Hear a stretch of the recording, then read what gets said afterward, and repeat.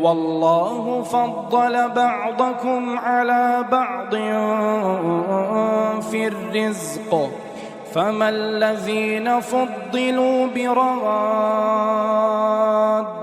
رزقهم على ما ملكت أيمانهم فهم فيه سواء أفبنعمة الله يجحدون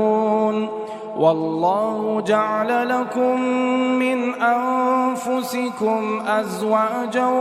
وجعل لكم من أزواجكم بنين وحفدة ورزقكم من الطيبات أفبالباطل يؤمنون وبنعمة الله هم يكفرون ويعبدون من دون الله ما لا يملك لهم رزقا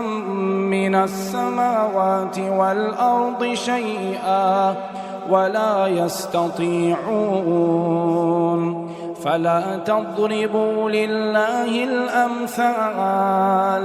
إن الله يعلم وأنتم لا تعلمون ضرب الله مثلا عبدا مملوكا لا يقدر على شيء ومن رزقناه منا رزقا حسنا فهو ينفق منه سرا وجهرا